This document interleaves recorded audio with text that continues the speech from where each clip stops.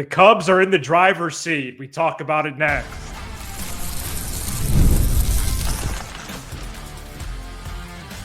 You are Locked On Cubs, your daily Chicago Cubs podcast. Part of the Locked On Podcast Network, your team every day.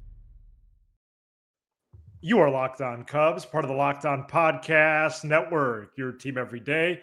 Alongside Sam Olber, I'm Matt Cozy. Sam and I are lifelong fans, taking our passion into discussion with you on all things Cubs.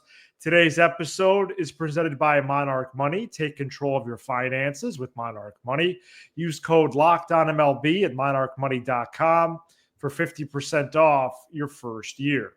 We'll preview the final 3 games of this soft part of the schedule, go over our key takeaways from the weekend, and we start with the Cubs continuing to play well. Welcome to summer. Welcome to the Cubs being in the driver's seat of the NL Central, and they could take control of the division for good by the end of this month. Well, we'll try to get to some of that here, as by the end of June, the Cubs will be 85 games into the season. And Sam, when we wake up on, I'm going to round up a little bit. We'll wake up on 4th of July.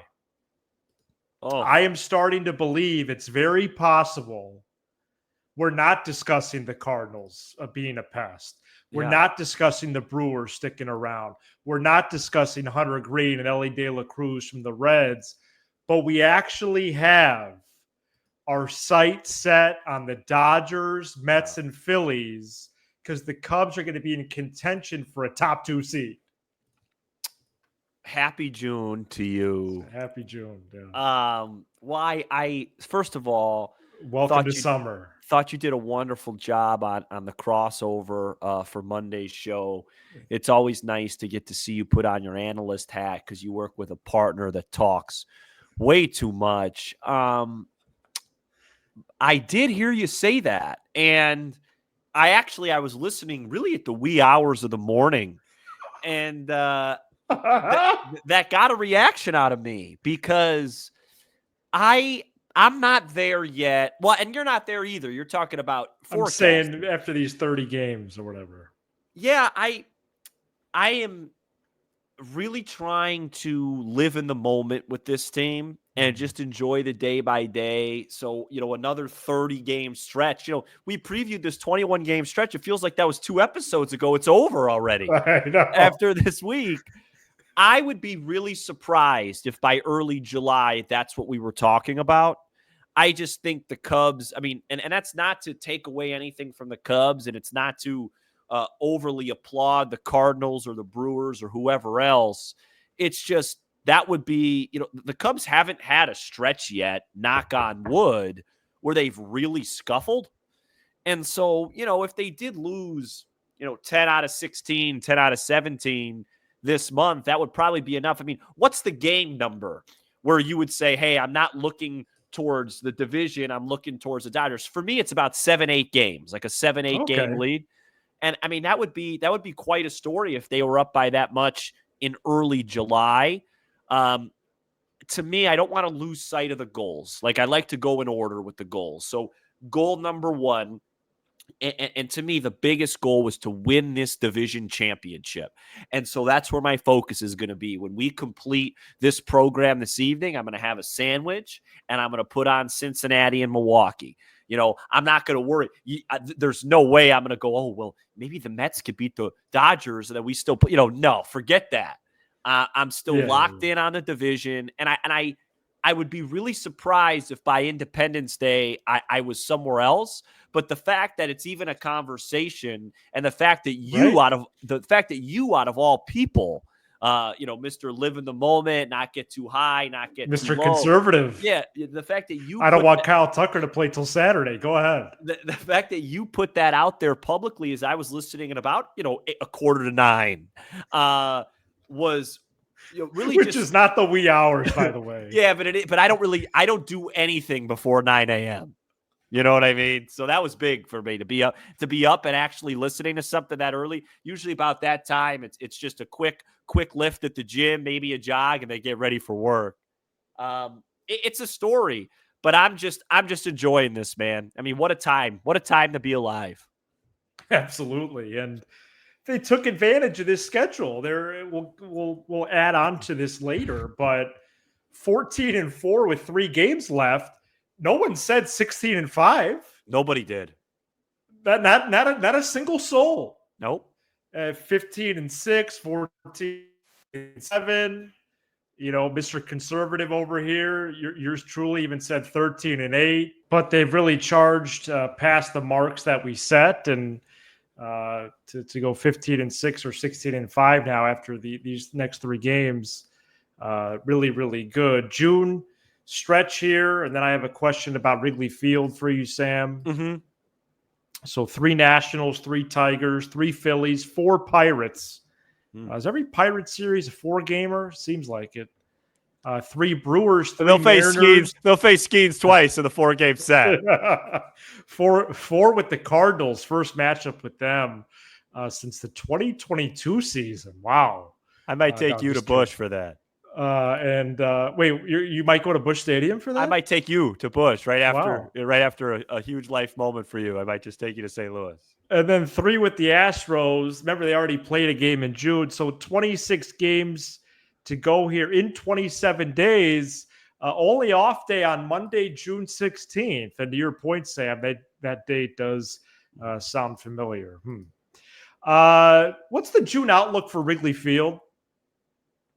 Okay. Before I answer that, let me just comment on the first part of what you said. Yeah. About breezing past the wins and all that stuff. I don't want, we've been doing this for 3 years in a month, and so much I find myself being the guy that says, oh, but they didn't do this, and oh, they need to do this. And I know the goals. There's nobody that wants to win championships more than me. But like today on 1000, I was listening and the headline was, is it World Series or bust for the Cubs? And it's like, ooh, don't get me wrong. I love raising the bar. I love that. But we are a 37-22 team entering summer. Last year when we were entering summer, I was in a deep depression from this club. And now all these possibilities are open. We're going to be previewing the deadline for multiple weeks. And so many great things have happened that I don't want to keep, what's the word, like extending the goalpost? Isn't there a phrase like that? I think so, or almost like extending the finish line, perhaps? Yeah, it's just they've done everything that I've asked of them. They've beaten good teams. They've beaten bad teams. They've won blowouts. They've won close games. They've won scoring a few runs. They've won scoring a lot of runs. And I just want to take a couple of days, especially off days, and just applaud these guys. Yeah, that's good. Wrigley Field's becoming a problem. Okay. It's taken away 9 home runs from the Cubs this year. I have it on my sheet. 9? And that counts a few that they've gotten back. Just this week, PCA 1, Seiya 2, Carson Kelly 1. Look, the Cubs are winning games, and I appreciate that. But at some point here, Wrigley Field needs to play like an offensive ballpark because I'm tired of opening up FanDuel and seeing 7.5 over-unders, 7 over-unders. It's just a little bit exhausting, and it's just not that fun to watch. The June outlook, according to my dad, who wishes he was Tom Skilling, is cool. Not a lot of warmth. And so, I just hope it gets hot here in July and August and we can see the ball fly out of the yard. Yeah, there's really been, 2 warm games at Wrigley this year, right? Yeah, the wind blows in 85% of the time. Yeah. Well, I'm really curious what the outlook is for Kyle Tucker, who left Sunday's game early, and more with observations from the weekend next. This episode is brought to you by Supply House. Get the supplies you need from the site made for the skilled trade. Supply House. Whether you're in plumbing, HVAC, where electrical works, Supply House is the reliable way to order products online. Their easy-to-use website is packed with helpful resources and the latest product info to help you get the job done right. Plus, with a complete inventory of over 200,000 parts from 400-plus top brands, you'll find exactly what you need delivered fast. Crow-Armstrong might steal 60 bases from coast to coast. Need help with an order? Supply House offers expert support and industry-leading service, so you'll always talk to a real person. And for trade pros looking for an extra edge, their free TradeMaster program offers exclusive perks like a dedicated phone line, free shipping, and discounts on every order. Thousands of skilled professionals are already taking advantage. Now it's your turn. Join the TradeMaster program today at supplyhouse.com/TM and start ordering plumbing, HVAC, and electrical supplies with just a few clicks. Plus, use promo code SH5 for 5% off your first order. That's supplyhouse.com. Cubs took 2 out of 3 from the Reds over the weekend, thanks to a dominant start from Ben Brown, a resurgent bullpen, and just enough offense for the Northsiders. Sam, a lot of places we can start here. Later this segment, we'll get to Kyle Tucker, who's supposedly day-to-day with a right finger injury. But Ben Brown, 6 innings, 1 hit, no runs, 1 walk, 9 strikeouts. Keep using an opener for him because that was a joy to watch. I was slightly surprised they didn't use the opener Friday for Colin Ray because they probably will this week. They had just come back from Great American Ballpark where the Reds scored 85 runs every first inning, and they start out left, right, left. And yes, Ellie's a switch, but he's way worse on the right side. So I guess they probably just didn't want to risk, fatiguing the bullpen that early in the series. But yeah, I mean, look, this is Ben Brown. I think I said it in my short after the game Saturday. He, when he's on, has as high of a ceiling as anybody on this club. And when he's not, he has as low of a floor. And you just have to ride the growing pains. And I think we've said it correctly. Those growing pains stick out more because the Cubs are really good. A lot of times when you have growing pains and you're 20 games under, it's like, oh, nobody really cares that much. But every loss, this team doesn't lose a lot. So when he pitches poorly, it sticks out. So it was a really good performance from him. I still just reject the notion that his 2 pitches, he could be like Justin Steele. I think those 2 guys are so different. There's not a lot of similarities between them. But Ben Brown showed what he could do, and I expect to see the opener with him from now on, if possible. Hope so. And it sounds like they're going to do that Thursday for Ray. And I believe they should do it Tuesday for Horton. I think they should give someone else the first inning Tuesday against the Nationals. Because of James Wood and C.J. Abrams? Yeah, yes. And I think I'm getting a little greedy with that, but I appreciate their approach this weekend. Yeah, it's a little greedy. Especially given how Ben Brown just crushed it afterwards. and the ball to Horton and let him pitch. Ben Brown did throw a few more changeups, so that was nice to see. Yeah. As well. So, all right. I got another weekend observation, if you don't mind. Please. You and Jeff talked about it yesterday. Yeah. And to me, it was the biggest. And not only was it the weekend observation, it was the week observation. And I just mentioned it in the first segment. Winning while not playing that well. You don't have to play perfect baseball. Now, granted, they weren't up against the 27 Yankees this week, but I thought they played a great game on Sunday. I thought they were just the team that didn't make the big mistake on Saturday. And I thought they did just enough against Colorado. And I just think winning games in a variety of ways. How fatigued are you? How tired of you of me coming on this show for 3 years going, that's great that they won 12-2, but can they win a 3-2? Can they sprinkle in a 4-3? Well, they did that all week. They're doing that now. And so I just think great teams, especially teams that have aspirations to go deep into October, have to be able to win games in a variety of ways. Slugfest, pitchers duels, wind blowing in, wind blowing out. And I just thought my big observation from the week really was that the Cubs are starting to get more comfortable doing that. Yeah, and I don't know if I've talked about it on here, if I've brought it up here before, or I was just appreciating it privately, but Dansby Swanson used the football analogy a couple of weeks ago, and I really connected with that. He's like, we could do play action on you. We could throw it deep. We could throw a screen. We could, run the corner route. And talking about the offense, and they really have proven that to be able to really use multiple avenues like that. One other big thing from the weekend is definitely the bullpen, as they put a stamp on their May with they led Huge. baseball in ERA in May, 2.37. The bullpen did. 4 relievers didn't allow an earned run in the month, dude. And I'm usually not a huge 4 guys didn't even allow a run. I'm usually not a big bullpen ERA guy because sometimes you could pad that stat pitching in low leverage spots. But this passed the eye test, and I'd like to say one thing on that. Craig Counsell, his finest work as a manager with the Cubs so far, been a short stint, might just be the faith that he showed in Daniel Palencia. It's still early. Wow. But let's just see how that plays out, because I wouldn't have done it. I'll tell you that. No. And him, he handed the ball to Palencia in every possible 9th inning situation after he blew that game in Miami. It's still early, but look out for that. And Palencia 1.50 ERA in 12 frames. Pomeranz, Flexen, that's in May. Pomeranz, Flexen, Keller, Thielbar did not allow a single run. Wow. Ryan Presley allowed 8 runs on May 6th and 0 his 7 and he other struck out the side appearances. Yes, a lot of strike. Yeah, which was a surprise there. A shock. Yeah, I would say no real big things stood out to me offensively from the weekend. Certainly no major concerns.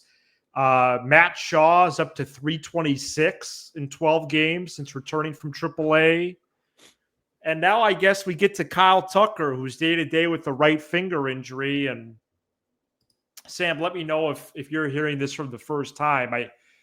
I figured maybe you would be. And this is where this really does concern me. So Tucker jammed his finger on Sunday. He leaves the game. X-rays after the game, negative. Right. But Bruce Levine dropped the nugget on Monday morning on the score. Oh, boy. And he said the Cubs considered Tucker getting X-rays before Sunday's game because he was that beat up. So I think they need to be really careful with this. Yeah. Just general X-rays? Yeah, because of some slides. He got hit the day before on the elbow. And so I think they need to be really careful with this. I will be shocked if he's in Tuesday's lineup. And I personally don't think he should play until the weekend. I didn't know this. I don't think a lot of people do. I listened to 1000 today. Jesse Rogers was talking about his thumb. I thought it was his ring finger. Yeah, both stations talking baseball finally. Yeah, well, the OTAs, we could get a break. Right. Yeah, it only took a team to get 15 games over 500. That's great that Ben Johnson's holding the guys accountable. Talk about PCA. All right, I'm a little bit worried now. I really wasn't. Because, so can I tell you what I was going to come into saying? I was going to come into the show saying this. I've broken every finger I have. No way. I didn't know that. Except my thumbs, playing basketball. Okay. Except my thumbs. And the biggest thing I was concerned about was the X-ray, because I can't tell you how many times I've jammed a finger and I thought it was broken. They X-rayed it wasn't. And I thought, oh, this was real slight. I'll be fine. And then it turns out to be a slight fracture and you have to miss time. So the fact that the X-rays were negative to me, then it all of a sudden just becomes a pain tolerance situation. Now, I've never had to hit major league pitching with a jam finger. I can't hit a major league pitching with 25 fingers.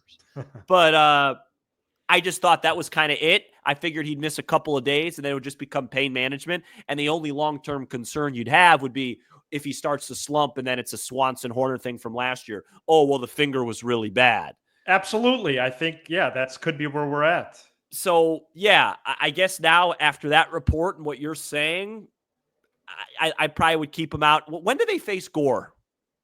Wednesday night. Yeah, so maybe Thursday's the target return day. I think so. Because why? You might as well just give PCA a rest against Gore and see if you could just have a bunch of righties, that he's not used to seeing do something. I don't know.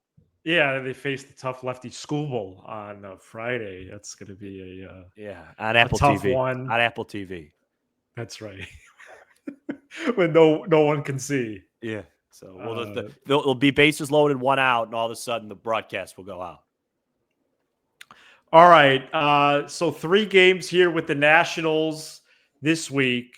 Let's give a full preview of that next. This episode is brought to you by Monarch Money. Ever check your bank account and wonder, where did all my money go? Between dining out, online shopping, and entertainment, it's easy to lose track. That's where Monarch Money comes in, your personal CFO, giving you full visibility and control over your finances. Monarch Money isn't just a budgeting app. It's a complete financial command center. You can track all your accounts, investments, and spending in one place so you stop just managing your money and start building wealth. I am the type of guy that is lazy. I don't cook. I don't do enough in the kitchen. So I order so much online food delivery, all different restaurants. It wasn't until I started using Monarch until I realized just what I was doing to my budget. Now I budget smarter and save more. Instead of juggling multiple apps, you could use Monarch to check your finances, track spending, and even plan long-term goals. Take control of your finances with Monarch Money. Use code LOCKEDONMLB at monarchmoney.com for 50% off your first year. That's monarchmoney.com. Code LOCKEDONMLB for half off your first year. Cubs Nationals, all 3 games, 5:45 p.m. Central Standard Time, a unique time there. Horton Williams, Boyd Gore, TBD Irvin, which means they'll likely use an opener for Colin Ray, who has an ERA of straight up 5 in the first inning this season. Possible future Cub, Kyle Finnegan, pitching well in the closer role for the Nationals, who are 6-4 in their last 10 games. I was trying to do some enemy scouting late Saturday night after a day of events. I put the Nationals Diamondbacks game on. The top of the first, 45 minutes later, Nationals are up 10-0. Crazy. That was wild to see live. I hadn't seen something like that live in a long time. And there were a few other players involved in this deal. But on August 2nd, 2022, I know what you're the going to say. Nationals traded Juan Soto to the Padres for Mackenzie Gore, CJ Abrams, James Wood, and Robert Hassel III. Wow. The latter 4 players who are all major pieces for the Nationals right now. If the Cubs win the series, they finish the stretch at 16-5. Sam? Well, James Wood right now is one of the best hitters in all of baseball. Yeah. 286, 385, 567. If the Nationals fans come out and vote, he has an absolute case to start the All-Star game. Absolutely. Right. And if he doesn't start it, rest assured he will be there. Mm-hmm. CJ Abrams is a guy that I used to use on this very show offensively to show you how PCA could grow. I didn't realize PCA was just going to skip 3 steps. Because when CJ Abrams, when they first made that trade, it was like, what did the Nationals just do? Because Abrams was really the centerpiece of that deal. That's right. And you know, he started out as a little rocky, then it was a little better. And now, you know, he's a 350 OBP guy, almost a 500 OPS guy, as a shortstop, leading off with great speed. He's a stud. The rest of their lineup is pretty tame. They have this kid, Dylan Cruz, who is supposed to be really a major rookie of the year candidate. He's been really slumping for most of the season. And Mackenzie Gore is as good as they come. Probably headed for Atlanta as well. This is a team that when the stretch came out, you're like, oh, you know, they should go into DC and win 2 out of 3. It's a more challenging series than that now. They have like the same record as the Reds, the same type of record as the Diamondbacks, which is another story. But they're decent. They're a decent team, good young talent, and definitely will pose a challenge. I think so too.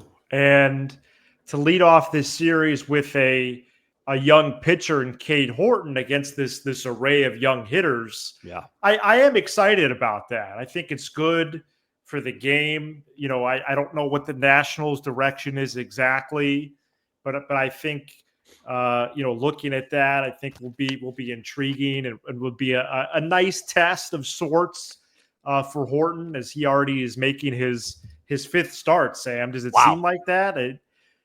Time is inevitable. His 5th. Mets. I thought, or is it his 4th? Mets, White Sox, Rockies. Who am I? Okay. No, I might be missing one. Let me see here. Marlins. Yeah. Yeah, you're right. Mets. So he'll be making his 5th start already. Mets, White Sox, Marlins, Rockies. And this will probably be outside of the Mets one his toughest because technically he didn't start versus. There was the an Mets. opener, yeah. Yeah, that's still it counts. And they should use an opener on Tuesday, as I mentioned earlier in the show. But anyways, also Craig Counsell dropped on. This is again something I'm not sure if again we want to be a source of information as well. Yeah, 26 games in 27 days. Starting this series, we are going to see off days for people. Yeah, that I saw. And we obviously Tucker's probably going to be out Tuesday, but Swanson will get a day. Horner, Happ, Seiya, PCA. Yeah, get PCA a day. Those guys for sure. Get PCA a day against Skubal or Gore. Yeah, makes sense. Detroit is such a massive park that they're probably going to want him in center. So I was targeting Gore for PCA's first off day, in the but middle now, of the week, yeah. Now with Tucker being iffy, you don't really want to sit both those guys. So yeah, it's not ideal, but bigger picture in mind a little bit there. I think I could be sold. Wow, the Tigers, as we'll get to later this week, they're the real deal. They've had quite a run since mid-August. Really, since after they played the Cubs at Wrigley last August, they've just been lights out. Cubs won that series, and then that was it. Yeah. So good things here. Are you encouraged by the Cardinals losing that series? No. In Texas? No, disappointed that the Brewers went into Philadelphia and swept them. That was a ridiculous error. They really did. That was a ridiculous error by Trey Turner. Ridiculous. Mike Schmidt was even talking about it. I didn't even know that Mike Schmidt was a regular on their pre and post. I didn't know that. He wasn't in the booth. Crucky's in the booth. But I think it was Mike Schmidt that was pre and post, one of the most underrated baseball players ever. That bothered me. So hopefully Cincinnati could beat up on Milwaukee a little bit. No, not overly encouraged. Just okay. Business as usual. But Texas should be. I mean, Texas. There's some teams, man. Atlanta, Arizona. Throw Texas in there. Baltimore being the extreme case. I mean, I know. One of my observations I forgot to mention in the beginning was that I think that the NL Central has a legit shot to get a wild card team, which was a joke of a comment if you made it in March. A joke. Right, especially with how stacked the NL is. Mets, Brave, lock. Dodgers, Padres, D-backs, lock. The D-backs could be in a sell-off. Yeah, absolutely. And the Braves could get creative too. I thought the Braves and D-backs would be really good too. Trust me. Right, the Padres, there's already some trade winds blowing their way. They're interested in Duran from the Red Sox. Yeah, I mean the Cardinals and Brewers especially have real life with that. Wow, that's incredible. All right, we'll be back after Cubs Nationals Tuesday. This is Locked On Cubs, part of the Locked On Podcast Network, your team every day. For your second listen, check out the all-new Locked On MLB Game Night. Every game, every night, all season long. Get local analysis on a national scale. Find MLB Game Night on the Locked On MLB channel on YouTube or wherever you listen to podcasts. All right, we'll talk to you next time. He's Sam Olber. I'm Matt Cozy. This is Locked On Cubs.